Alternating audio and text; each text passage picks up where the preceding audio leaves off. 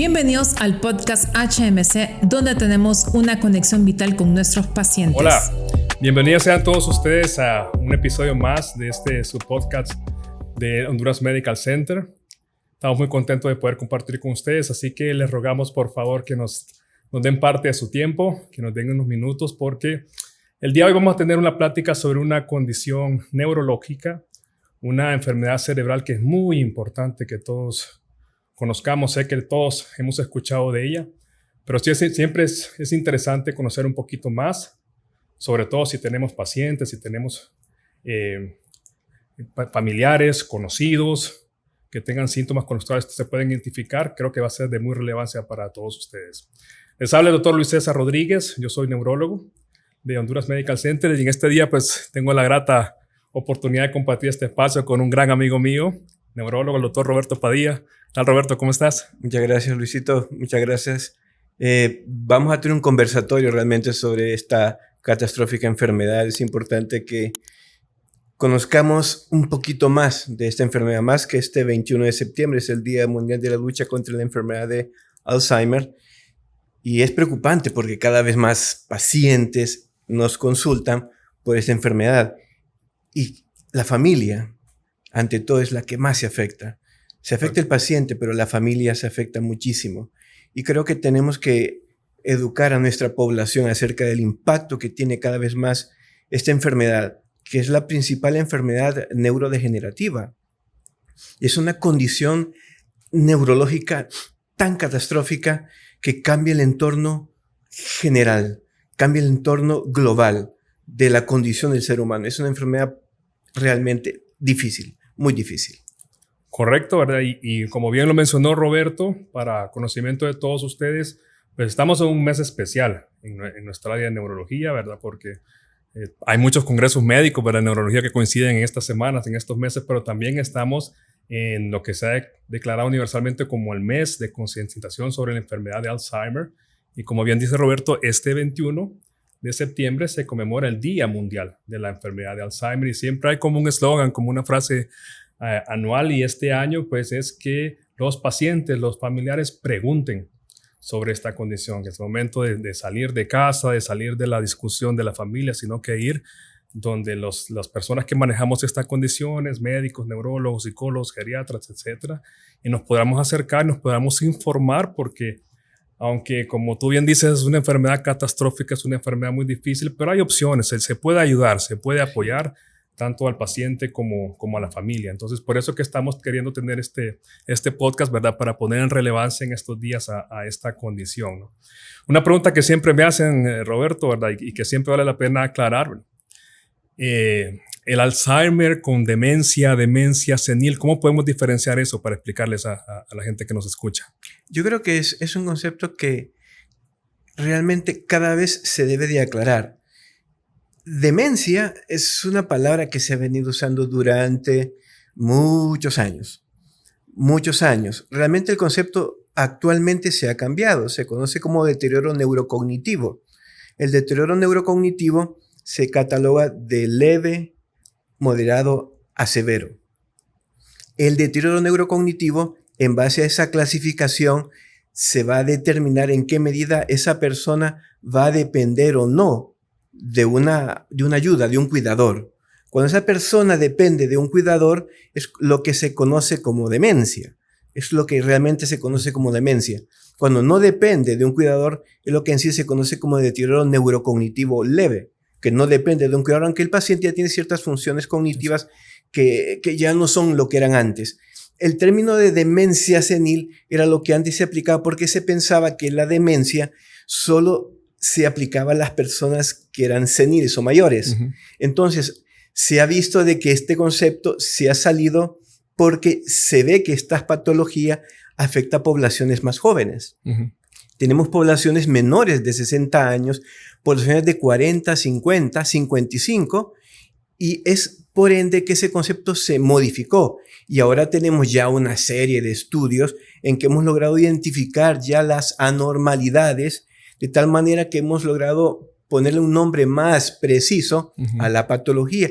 Así que el concepto de demencia senil es un concepto que podríamos decir, se ha querido ya eliminar. Sí. Se ha querido quitar. Sí. De tal manera de que uno se enfoca más en el concepto de la enfermedad en sí. Y últimamente ya hay ciertos términos como en sí la enfermedad de Alzheimer se quiere también eliminar. Ya existen ciertas proteínas que se han identificado en diferentes áreas del cerebro y cuando se están acumulando estas proteínas se va desarrollando esa patología degenerativa, de tal manera que ahora hablamos de proteinopatías. Las proteinopatías que conllevan a diferentes enfermedades neurológicas es lo que ahora realmente hablamos en neurología, las proteinopatías. Hay una serie de proteinopatías y que ya pueden identificar del Alzheimer en sí es una proteinopatía. Hay otras proteinopatías que son las enfermedades que se conoce como demencia frontotemporales, las enfermedades de cuerpos de Lewy, etcétera, etcétera, etcétera. Son proteinopatías. De tal manera que creo que paulatinamente, en la medida que se vaya desarrollando métodos de diagnóstico, ya la enfermedad de Alzheimer va a ser un concepto como que también desactualizado y se va a querer definir mejor la proteína que está condicionando la degeneración o el daño neuronal en el cerebro. Correcto, correcto. Y volviendo a este concepto de demencia senil, Roberto, creo que te pasa también en tu consultorio. Uno ve como que las familias hablan de demencia senil y lo toman como algo que se acepta más, ¿verdad? Lo ven como parte de envejecimiento. Y dicen, no, lo que tiene es demencia senil, mi papá, mi mamá, mi abuelo, ¿verdad? Pero ya cuando se habla Alzheimer, eso toma otra connotación para las personas, ¿verdad? Entonces, en resumen, lo que queremos explicar es que demencia senil no existe como enfermedad. No hay tal demencia senil, sino que son una serie de enfermedades que en conjunto producen deterioro cognitivo y la más frecuente es la enfermedad de Alzheimer, porque por cierto, es una tragedia en números también, claro. Roberto. Revisábamos unos datos recientemente, ya se hablan de 55 millones en el mundo de personas con esta enfermedad y se espera que esta cifra se triplique en los siguientes 2-3 décadas, ¿no? Entonces, el impacto económico para las familias, para los gobiernos, para los sistemas de seguridad social van a ser enormes y de ahí la importancia de hablar de esta condición, ¿no? Para que podamos entre todos manejarla de una mejor forma. ¿Por qué creemos, Roberto? ¿Por qué crees que está aumentando tanto los números de Alzheimer en el mundo entero y en Honduras? Hay una serie de investigaciones y publicaciones que han estratificado, identificado los factores de riesgo. Y entre esos factores de riesgo van desde la baja escolaridad, el enorme incremento de factores de riesgo como la diabetes, la hipertensión, el tabaquismo, el sedentarismo, la obesidad. Todo eso va sumando el aislamiento social, que eso se agravó por la pandemia. La pandemia nos encerró, nos aisló. Todos esos factores se han paulatinamente sumado. Un compromiso en la audición. La pérdida auditiva suma a un incremento de riesgo. Y todos esos factores, inclusive se ha identificado la mala dentición, enfermedades dentarias. Todo esto se ha visto que conlleva a un incremento en el riesgo del desarrollo.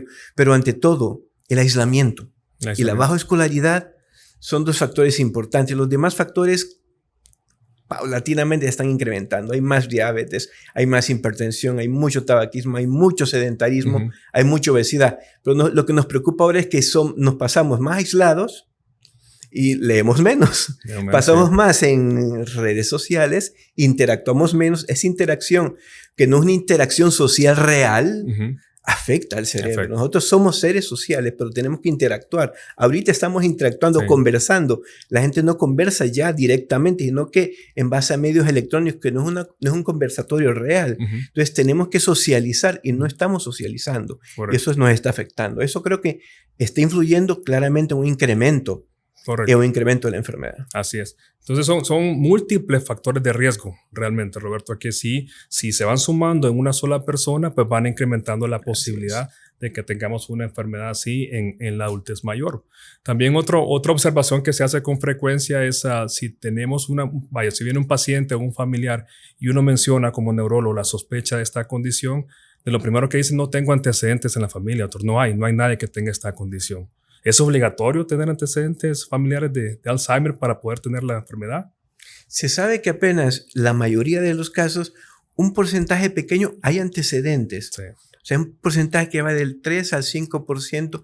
La mayoría de los casos se conocen como formas esporádicas, en que no hay un antecedente. Tenemos esos factores de riesgo, claro que sí, aislamiento, baja escolaridad, diabetes, hipertensión, pero no tienen un miembro, 2 o 3 miembros que hayan padecido de la enfermedad. No hay un factor genético. En un pequeño porcentaje sí hay miembros que hayan desarrollado la enfermedad, el papá, abuelo, bisabuelo, tíos, sí, pero ese porcentaje es mucho menor. De tal manera que la mayoría de los pacientes no va a haber un gran grupo de factores genéticos asociados a la enfermedad. Sí, entonces son los casos esporádicos que nosotros mencionamos que son los mucho más frecuentes en estadística, ¿verdad? Y hay un factor de riesgo que todos evidentemente lo vemos y que tiene mucho peso, y es la edad. Entre más edad tienen las personas y ahora la gente pues vive más, la esperanza de vida se ha incrementado inclusive en nuestro país, y pues, se va duplicando. Cada 5 años después de los 60, 65 años se va duplicando la posibilidad de tener Alzheimer. Por ejemplo, si ustedes tienen un familiar que tiene 90 años, un abuelito, un bisabuelo, la posibilidad que esta persona tenga, y si tiene deterioro cognitivo, que sea un Alzheimer, es como de un 50%, ¿verdad? Es bien alto, y eso pues son de los factores no modificables. Pero lo que has mencionado creo que es muy importante, porque sobre todo en la adultez media, si nosotros logramos evitar o controlar todos estos factores de riesgo que tú bien mencionaste, ahora hay estudios que hasta han dicho que se puede disminuir la posibilidad o prevenir, entre comillas, hasta un 45, un 50%, esa posibilidad, controlando todos esos factores de riesgo. Y por eso es que cuando nos preguntan qué puedo hacer prevenir, o yo tengo a mi mamá con Alzheimer, ¿qué puedo hacer? Pues precisamente eso. Nosotros mencionamos la lista de todos estos factores de riesgo. Controle su presión, controle su peso, haga ejercicio, manténgase cognitivamente activo, duerma bien. El no dormir bien, ¿cuánto es un factor de riesgo también para esto, ¿verdad? Manténgase socialmente activo, etcétera, y todo lo que tú bien mencionaste, exceso de alcohol, tabaquismo. O sea, son factores de riesgo que conocemos para muchas enfermedades también, ¿verdad? Y por eso que los problemas vasculares, los problemas metabólicos están muy ligados a este tipo de enfermedades degenerativas como Alzheimer, porque vienen siendo los mismos factores de riesgo que nos llevan hacia estas cosas, y eso es lo que nosotros intentamos hacer hincapié, es lo que se puede hacer en la adultez media, ¿no? Entonces sí hay cosas que se pueden hacer para intentar prevenirlo.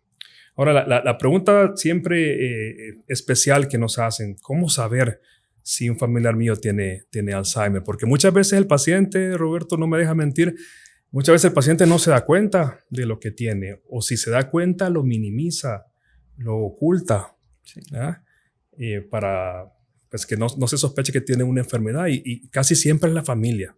Casi siempre la pareja es el hijo que dice, no, mi papá, mi mamá, algo le pasa. Él no era así. ¿Cuáles serían, si tú piensas, los principales síntomas de esta condición? ¿Cómo empieza? Generalmente el paciente que comienza a presentar puede tener 2 áreas. Una presentación que es amnésica, en que la memoria va a ser la principal manifestación, va a haber un deterioro paulatino en su memoria. Y una forma no amnésica, en que va a haber otra manifestación en que sí no es la memoria, puede ser el lenguaje, puede ser el comportamiento, puede ser otras cosas y no la memoria. En ambas formas hay un deterioro paulatino, progresivo, lento, o memoria o de otras actividades o funciones cognitivas.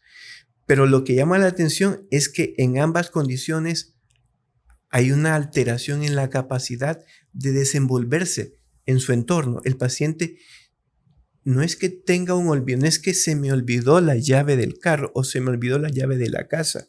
Es que está reiteradamente presentando este problema.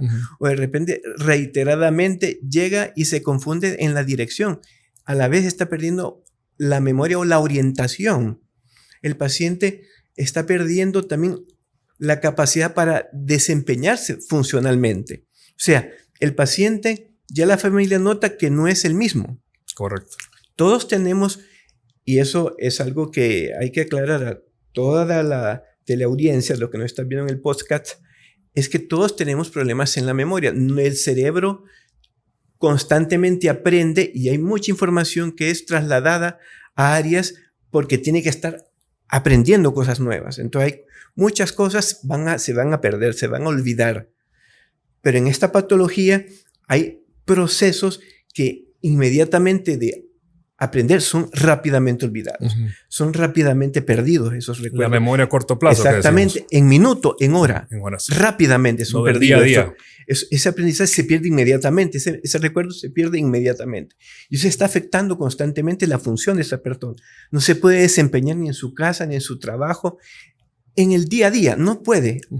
Entonces, cuando vemos esto, ese paciente tiene que consultar con un neurólogo. Es cuando uno comienza a evaluar clínicamente y hacer pruebas para ver cómo está esa memoria y hacer pruebas de otras funciones cognitivas, su lenguaje, su orientación, su atención, su función de reconocimiento de objetos, su función, para qué sirve un objeto, lo que se llama praxianosia. Queremos que el paciente, queremos verificar cómo están esas funciones. Y uno, en base a eso, establecemos qué está pasando con ese paciente. Y en base a eso, comenzamos a indicar estudios para poder identificar el por qué está el paciente deteriorándose. Sí, sí. Y eso de la memoria es importante porque también otra observación que se nos hace, y yo creo que es como para defenderse de un diagnóstico como tal, ¿verdad? El paciente dice, no, doctor, yo no tengo problemas de memoria. Yo me acuerdo muy bien yo lo que hice el año pasado, me acuerdo del viaje que hice con mi esposa, etcétera. Pero esa es la memoria a largo plazo, esa es la memoria remota y esa no la va a perder en etapas tempranas de la enfermedad. Es lo del día a día, lo de las 24 horas previas, y es lo que les cuesta a ellos retener esa información, aprenderla y poderla pues recordar nuevamente, ¿verdad? Entonces, hay ese tipo de situaciones o pacientes que tienen problemas con lo del día a día, es lo que tienen que poner interés y, como tú bien dices, ir a buscar ayuda, ¿verdad? Pero también otras manifestaciones son los problemas a veces del tipo de ideas que tiene el paciente, que yo creo que es de las cosas más difíciles, ¿verdad? De repente me podrás apoyar con algunos ejemplos, pero ahorita se me viene la idea del paciente que le quieren robar. Entonces, de repente empieza a desconfiar de todo el mundo, desconfía hasta de los hijos, desconfía de la persona que le ayuda en la casa y esconden las cosas. Y como no recuerdan porque su memoria está bien, no saben dónde dejaron las cosas y eso va agravando la problemática, ¿verdad? Entonces son como delirios, ideas delirantes de robo. A veces es que les quieren hacer daño, ¿verdad? Entonces que los medicamentos me quieren enfermar más bien, me quieren envenenar. O de repente ven una sombra y creen que alguien anda ahí, ¿verdad?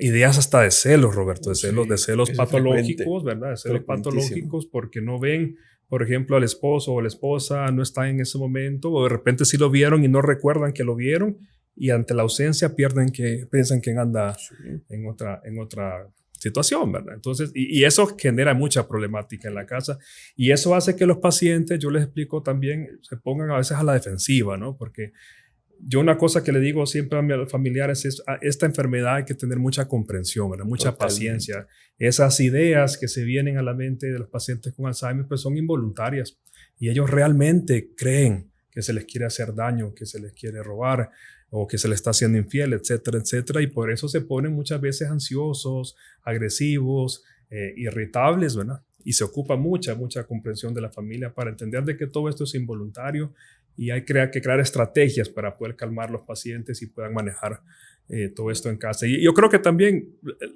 hay muchos más síntomas, ¿verdad? Que vienen alrededor de esta condición, problemas para dormir, por ejemplo, ¿verdad?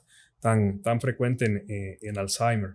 Entonces, cuando ustedes tengan un familiar así o conozcan de alguien, pues esta es la idea, ¿verdad? De esta plática, ¿verdad? De que puedan acercarse y puedan someterse a la evaluación, porque ¿cómo hacemos el diagnóstico, Roberto, entonces, de esta enfermedad? ¿Qué podemos hacer en nuestro país o la medicina actualizada? ¿Cómo se diagnostica esta condición? Yo creo que ya tenemos muchas herramientas que nos están permitiendo hacer un diagnóstico, inclusive antes de que tenga una serie de síntomas que hacen muy evidente el diagnóstico. Podemos ir cuando el paciente viene comenzando con la patología. Podemos ya realizar procedimientos inclusive que se puedan extraer e investigar esas proteínas en lo que se conoce el líquido cerebroespinal. Se hace una pequeña punción y se mandan y se identifican ciertas concentraciones de proteínas en el líquido cerebroespinal mediante una punción de la espalda, sacando ese líquido. Es una de esas pruebas que ya se está realizando en el país.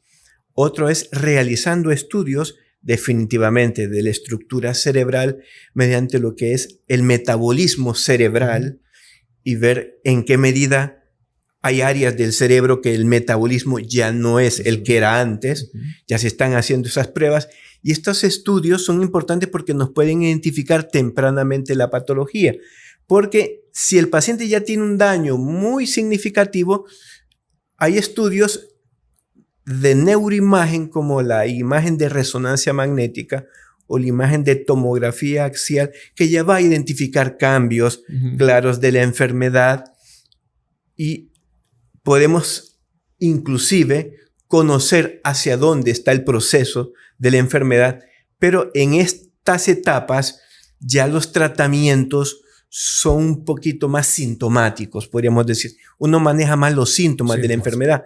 Ya están desarrollándose tratamientos para etapas tempranas de la enfermedad. Es por eso que uno busca identificar tempranamente la enfermedad, porque ya se están desarrollando medicamentos para que se busque un enlentecimiento en el desarrollo de la enfermedad. Pero la única manera es identificar tempranamente la enfermedad. Yo creo que si se identifica tempranamente la enfermedad, podemos instaurar tempranamente los tratamientos. Ok, sí, entonces sí tenemos recursos diagnósticos, ¿verdad? Claro, muchísimos. Pero también a veces no es un diagnóstico fácil. Hay muchas enfermedades que pueden simular un Alzheimer y hay pacientes en el que coexisten enfermedades inclusive. Entonces tiene que ser un especialista, alguien que se dedique a esta área, ¿verdad? Con los recursos diagnósticos adecuados para que el diagnóstico pueda ser pues confirmado, porque una vez que se hace el diagnóstico, pues eso es un golpe muy fuerte, ¿verdad? Para el paciente y familiares, ¿verdad? Pero sí es importante lo que está mencionando de que pues, ahora se dice una nueva etapa en el tratamiento de Alzheimer. Pues todavía en nuestro país no contamos con algunos de estos medicamentos novedosos, pero esperamos que pronto y sabemos que hay muchos más que están en desarrollo que sí van a ser fármacos que creemos que van a enlentecer al menos significativamente el avance de esta condición. Y si no, pues tenemos otros fármacos con los cuales podemos disminuir los síntomas del paciente, podemos mejorar su memoria, podemos mejorar su conducta, su patrón de sueño, y eso hace más fácil el manejo en casa, ¿verdad? Porque una cosa que deben de saber y no podemos olvidar es que esta es una enfermedad que si bien afecta al paciente, pero impacta a toda la familia.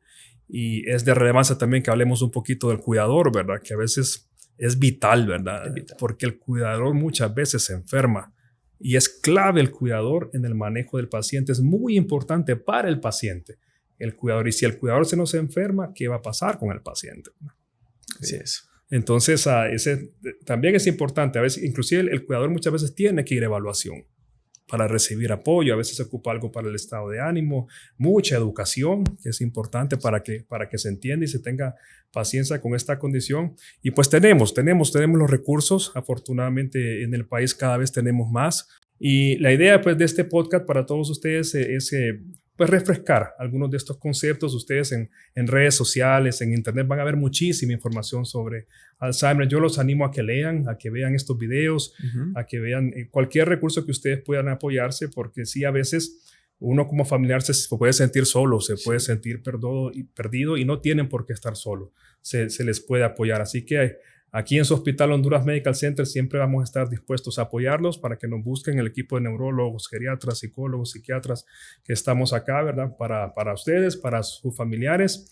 Y no sé, Roberto, si quisieras decir algún mensaje final sobre este tema de Alzheimer. Yo simplemente a todos los que ven este podcast les invito a que apoyen a los pacientes. Creo que ante todo apoyar al paciente y si hay ante todo la conciencia de la importancia del diagnóstico temprano, ante la menor manifestación clínica, buscar ayuda de un médico especialista en el área de las ciencias neurológicas. Es importante el diagnóstico temprano de la enfermedad, definitivamente. Muchas gracias, Roberto. Y a todos ustedes, pues gracias por su tiempo, gracias por vernos, por escucharnos y les invitamos también a compartir este podcast con amigos, con familiares, porque esa es la idea, divulgar la información y no tengan pena en preguntar. Muchas gracias.